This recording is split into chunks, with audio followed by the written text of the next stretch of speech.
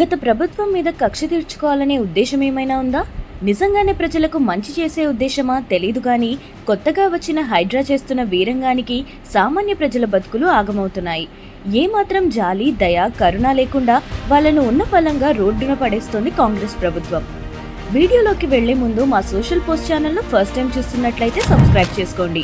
మా నుంచి interesting updates miss అవ్వకుండా నోటిఫికేషన్ సింబల్ పైన క్లిక్ చేయండి. అంతేకాకుండా ప్రతి వీడియోలో మేమిచ్చే పోల్ పై మీ అభిప్రాయాన్ని కామెంట్ రూపంలో తెలపండి. వీడియోలోకి వెళ్లే ముందు మీకు ప్రశ్న, మీ లోకల్ ఏరియాలకు కూడా హైడ్రా రావాలని అనుకుంటున్నారా? ఏ అనుకుంటున్నాం, బి అనుకోవడం లేదు. మీ విలువైన ఆన్సర్ను కామెంట్ బాక్స్ లో కామెంట్ చేయండి. బాధితుల మాటలు వింటుంటే గుండె తరుక్కుపోతుంది. పైసా పైసా కూడా పెట్టి 45 లక్షలతో ఈ ఇల్లు కొన్నా, అక్రమంగా నిర్మించారని హైడ్రా ఈ ఇంటిని కూల్చేసింది. ఇల్లీగల్ అని మాకెలా తెలుస్తుంది? బిల్డర్ అమ్మాడు, మేం ట్యాక్స్ కట్టి కొన్నాం. ఇప్పుడు మేమెలా బతకాలి? హైదరాబాద్లో కల్తీ లేని ఫుడ్ ఇవ్వాలని ఓ రెస్టారెంట్ స్టార్ట్ చేశా. ఇప్పుడు నాకు జీవనాధారం లేకుండా పోయింది. నన్ను రౌడీలా మారమంటారా? ఎవరినైనా చంపాలా? అడుక్కొని తిని బతకాలా? ఈ ప్రభుత్వాన్ని ఎన్నుకున్నది ఇందుకేనా అంటూ ఓ బాధితుడు తన గోడును వెళ్లబోసుకున్నాడు. నా భార్య 5 నెలల ప్రెగ్నెంట్. ఉన్నపలంగా హైడ్రా మా అపార్ట్మెంట్ ను కూల్చేసింది. మా సామాన్లు తీసుకోవడానికి కూడా టైం ఇవ్వలేదు.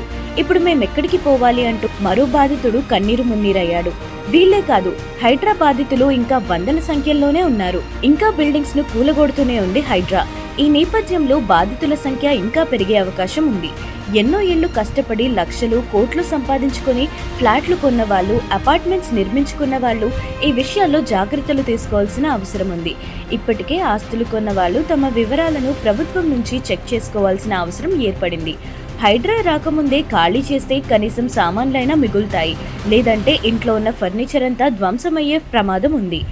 అండ్ కొత్తగా ఇల్లు కానీ అపార్ట్మెంట్స్ కానీ కొంటున్న వాళ్ళు ఇలా చాలా జాగ్రత్తగా ఉండాలి. ప్రత్యేకించి చెరువులు, కుంటలు, నాలాలు ఉన్న ప్రదేశాల్లో ఆస్తులు కొంటున్నట్లయితే ఇక నుంచి వివరాలన్నింటినీ ఖచ్చితంగా గవర్నమెంట్ వెబ్సైట్స్ నుంచి చెక్ చేసుకోవాల్సిన అవసరం ఉంది. దీని గురించి హైడ్రా కమిషనర్ ఏమన్నారు? ఈ నేపథ్యంలో హైడ్రా కమిషనర్ రంగనాథ్ స్పందిస్తూ, చెరువులు, కుంటలకు సంబంధించిన హెచ్ఎండిఏ నోటిఫై చేసిన చెరువుల వివరాలు హెచ్ఎండిఏ వెబ్సైట్లో అందుబాటులో ఉన్నాయని, నోటిఫై చేయని చెరువులకు సంబంధించి మ్యాప్లు హెచ్ఎండిఏ అధికారుల వద్ద అందుబాటులో ఉన్నాయన్నారు. నవంబర్ కల్లా హైడ్రా పేరుతో కొత్త యాప్ తీసుకొస్తామని, ఆ యాప్ సాయంతో ప్రజలు తాము కొనుగోలు చేయాలనుకున్న ప్రాపర్టీకి వెళ్తే అది ఎఫ్టీఎల్ లేదా బఫర్ జోన్ పరిధిలోకి వస్తుందా రాదా అనేది చెబుతుందని హైడ్రా కమిషనర్ రంగనాథ్ చెప్పారు.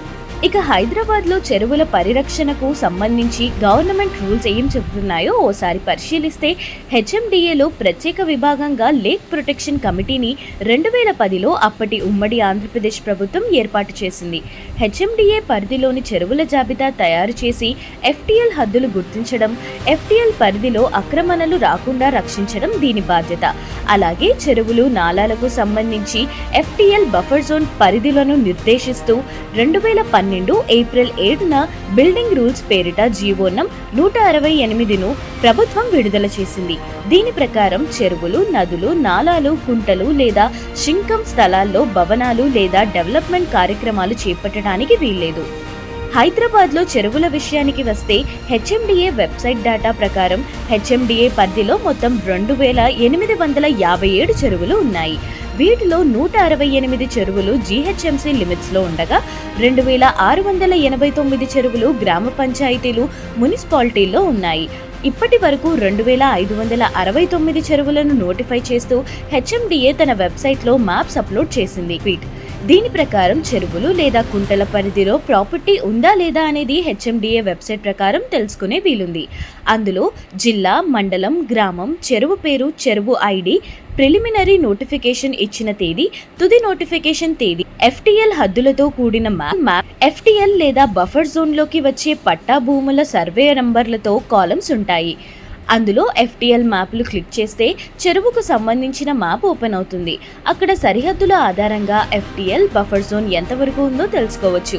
అయితే రెండింటినీ సరిపోల్చుకోవడం కొంత కష్టంతో కూడిన పని.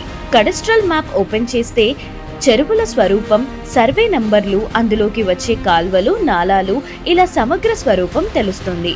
దీని ఆధారంగా ఆ ప్రాపర్టీ ఎఫ్టీఎల్, బఫర్ జోన్లోకి వస్తుందా లేదా అనేది తెలుసుకునే వీలుంటుంది. బఫర్ జోన్ ఎక్కడి వరకు ఉంటుంది? కార్పొరేషన్లు, మున్సిపాలిటీలు, నగర పంచాయతీల పరిధిలో నది హద్దు నుంచి 50 మీటర్లు, ఆయా స్థానిక సంస్థల వెలుపల ఉన్న నది హద్దు నుంచి 100 మీటర్ల వరకు గ్రీన్ బఫర్ జోన్ ఉంటుంది. రెవెన్యూ శాఖలు నిర్ధారిస్తాయి.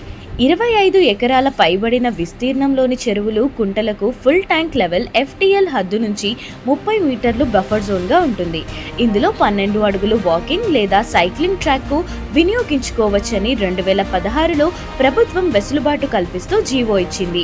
25 ఎకరాల కంటే తక్కువ విస్తీర్ణంలోని చెరువులు లేదా కుంటలకు FTL హద్దు నుంచి 9 మీటర్ల బఫర్ జోన్ ఉంటుంది. వరద కాల్వ, డ్రైన్ కనుక 10 మీటర్ల కంటే ఎక్కువ వెడల్పుతో ఉంటే వాటికి 9 మీటర్ల బఫర్ జోన్ ఉంటుంది. 10 మీటర్ల కంటే ఎక్కువ వెడల్పుతో ఉన్న కాలువ, వాగు, నాల, వరద కాల్వ, డ్రైన్లకు 2 మీటర్ల బఫర్ జోన్ ఉంటుంది. దీనికి అనుగుణంగా బఫర్ జోన్లో కేవలం మొక్కలు పెంచడం లేదా వ్యవసాయ అవసరాలకే అవకాశం ఉంటుందని ప్రభుత్వం స్పష్టం చేసింది. Thank you for watching this video. Please like, share and comment this video. Don't forget to subscribe Social Post TV for latest updates.